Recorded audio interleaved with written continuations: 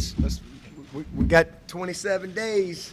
We're gonna bring some life to Death Valley. So excited about that. Really excited to get started. This is always just, so much fun to be able to get back on the field, doing what we love to do. For me, this is my 38th year of football. Started tackle football in the 5th grade of tackle football. So my 38th year, and it's my 30th year in college football. Would be my 32nd, but I was out of coaching in 01-02. So my 30th year of coaching and playing in college, my 17th year at Clemson, and my 11th as the head coach. So unbelievable. And man, it just never gets old when it's time to get back on the field. And the last 3 weeks, us coaches have been kind of really going through our checklist and getting everything ready. I always equate it to kind of getting the plane off the ground. You're ever on a plane and the pilot just jumps in there and takes off, you better hold on. Usually, there's a lot of planning, a lot of prepping, a lot of things that you've got to do before you can ever get the plane off the ground. And so we spent 5 days as a staff really kind of reinstalling our program, and then we've spent the last 2 days doing the same thing with our players. And so today is an exciting day because we get back to football, and but everybody's on the same page and understands who we are, what we do, and why we do things the way we do it, and ready to go attack the season and accept a new challenge. This is a brand new opportunity, a brand new challenge. This team has not done anything. This team has not won a single game. This team has won 0 games, and we're right there with everybody else in the rest of the country. Who's playing football, prepping and practicing and planning and putting the work in, and hopefully we can have a great season. But there's a lot of work to be done, and you all start at the same spot. You don't carry anything over. All the preseason stuff and all the talk and all that mess. It's time to be about it and not talk about it. And so that's what today's about: getting back on the field and getting to work. This team is going to be a lot of fun. I can already tell you that. Everybody, a lot of our fans and stuff, they get excited about today because it's like, okay, for them, this is kind of when it starts. But this is just the halfway point for us. We have a journey every year, and it starts in January, and we're kind of getting into the 3rd quarter of our journey, the 3rd phase, if you will. So we've been putting a lot of work in since January, not just today. It's just today the lights kind of come out, and we get to be on the field as a team and kind of put it all together. But Abraham Lincoln, I think, said, if you give me 6 hours to chop down a tree, I'm going to spend the first 4 sharpening the blade. And that's kind of really what it's about in football, because you spend so much time preparing. And this team has put a lot of work in, kind of sharpening the blade, if you will. And now it's time to get out there and put the work in. So looking forward to it. Our roster is we've got 120. We got 80 freshmen and sophomores that bring a lot of hunger and competitiveness and energy, enthusiasm, and offer us a bright future for sure.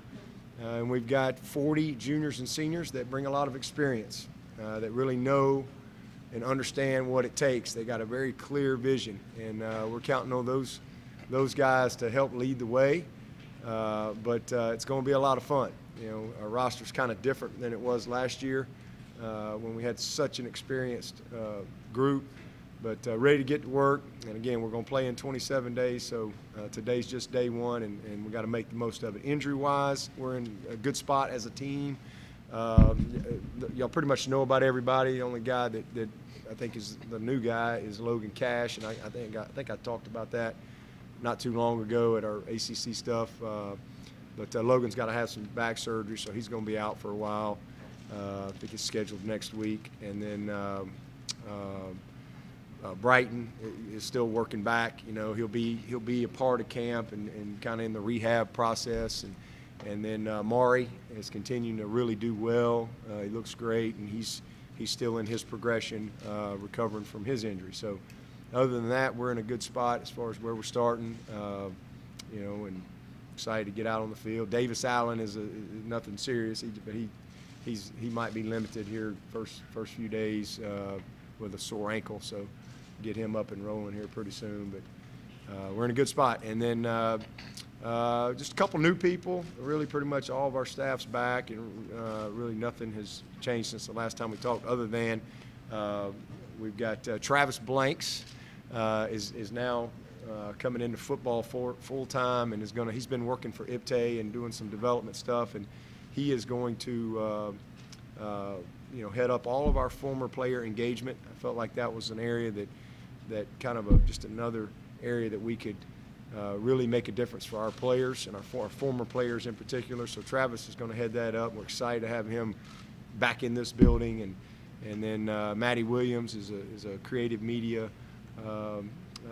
person that's come on board with us, and Nikki Lyons is working in our nutrition operations area. So we got just a few new people, but other than that, you know, all hands on deck from last year, and excited to get started today. Dabo, I know you're here to address the players I know that are on the current roster. You've talked about Feaster leaving, but just any reaction to the news that's come out that he's going to wind up across the state? Yeah, well, first of all, it's a fair question. It just happened, so definitely a fair question, something I need to address. But it'll be the last time I address it because it's all about our team. It's all about these guys here, not people who aren't here. But what I would say is, and I think it's important that people understand, Tavian earned the right to do that. You know, I mean, am I glad he went to the rival, or I'm not glad that he's not here? I mean, the only thing I'm disappointed in is he's not here, because he definitely you know, was a valuable member of our team and could have helped this football team. But having said that, he is a great young man, great family, not one problem with that guy. Did everything that was asked of him. He's leaving here as the second.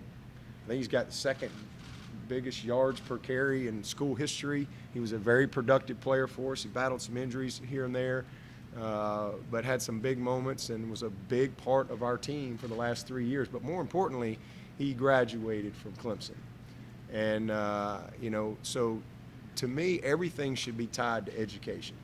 And that young man not only came in here and was a great teammate, was a selfless person, worked his butt off to get better, you know, was a joy to be around. And, you know, but at the end of the day, he graduated. And if he felt like that he needed a better opportunity, you know, than what maybe he had here playing wise, then he earned that opportunity. It doesn't mean I have to like it, but to me, when you come to college and you graduate, that's what it's all about. If a guy comes in here and graduates in 2.5 years, he's earned that right. And you know, because that's what it's all about to me, is finishing. So you know, I wish him all the best. You know, all but one of them for sure. And it's you know, it's still different. I mean, but it's whether he's going to your rival or going to somebody else on your schedule.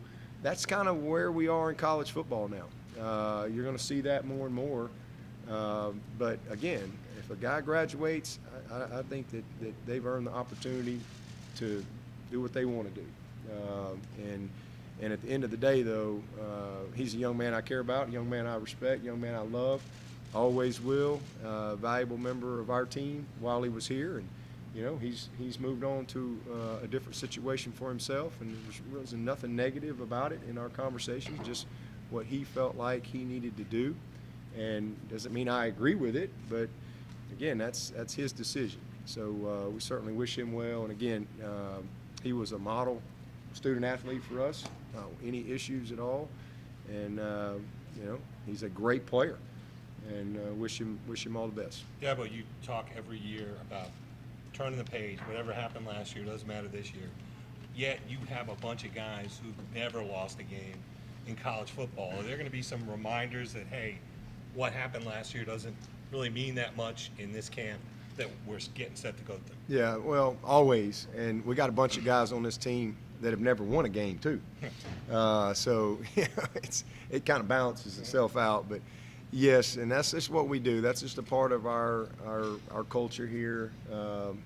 And that's why we've been so consistent. You know, somebody asked me at the media days, you know, like, oh man, how y'all going to handle it now? Y'all are the hunted or whatever. I'm like, well, it's just kind of business as usual. You know, I mean, we've had 8-10+ win seasons in a row. You know, I mean, we've been every time we show up to play, that other team wants to beat us, and that's not anything new this year. And so for us, we have a process that we believe in, that we go through every year, and it doesn't start now. This started back in January. We're just entering a new phase of our journey for this team, this 2019 team. But absolutely, that's stuff we talk about all the time. And again, our program has won 15 in a row. People want to talk about streaks. This team ain't won one. They ain't won a game. Hadn't played a game, hadn't won a game. So, you know, there is no carryover. But I think the best part of our program has been the buy-in to that year after year after year after year, and it's allowed us to be very consistent and be one of the more consistent teams in the country. So we start over. We don't assume anything.